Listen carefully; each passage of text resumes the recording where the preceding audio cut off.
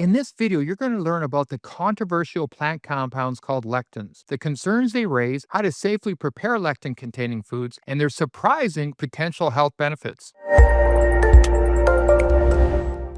I'm Dr. Mark Stengler, and I've researched and written 20 books on nutrition and functional medicine. Well, what are lectins? We're all encouraged to eat more plant foods, as plant-based diets have been shown to reduce the risk of several chronic diseases. But recently, or in recent years, there's been some discussion about anti-nutrients, these so-called anti-nutrients in plants. And one of the most controversial groups is lectins. Now, as defined in the journal Nutrients, lectins are carbohydrate-binding proteins found in both plants and animals. In plants, their job is to provide protection against invaders like insects, molds, and fungi. You'll find the highest concentration of lectins in raw legumes and whole grains, with smaller amounts in nuts, seeds, fruits, and vegetables. So the question is, are lectins harmful? Well, there are a few theoretical concerns about eating plant lectins. Again, this is discussed in another journal called the Journal of Functional Foods. First, lectins are highly resistant to being broken down by our digestive enzymes. This could potentially disrupt the intestinal lining, leading to increased gut permeability, also known as leaky gut. And I've had many videos on this topic if you don't watch them. And activation of the immune system. It's important to note, however, that research showing this kind of harm has been done in animal models using high doses of isolated lectins. Second,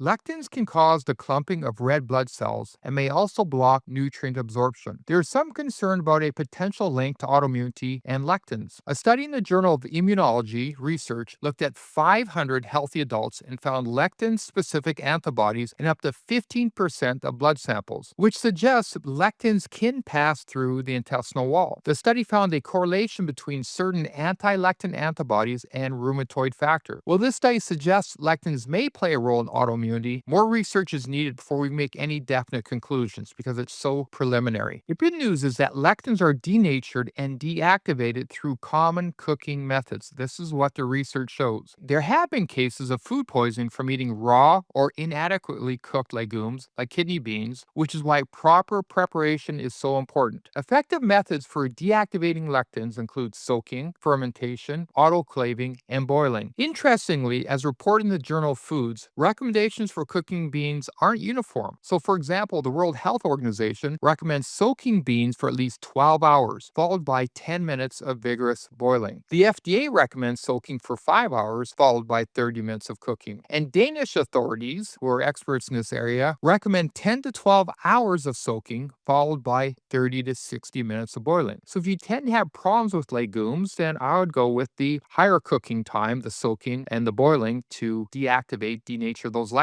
But there are surprising benefits of lectins a lot of researchers won't tell you. While they protect plants, research reported in the Journal of Functional Foods suggests that lectins may also have human health benefits. This can include cancer protection due to an anti-tumor effect. Additionally, lectins from legumes have been shown to have antimicrobial activity against Candida albicans, bacteria, and viruses. However, there's more human research that is needed in this area. So while lectins are a valid concern in raw or undercooked foods, proper cooking methods effectively neutralize them. And far from being just an anti-nutrient, they may even offer some unique health benefits. Well, I hope this video cleared up the controversy around lectins. If you found it helpful, please hit the like button and subscribe. Thanks for watching.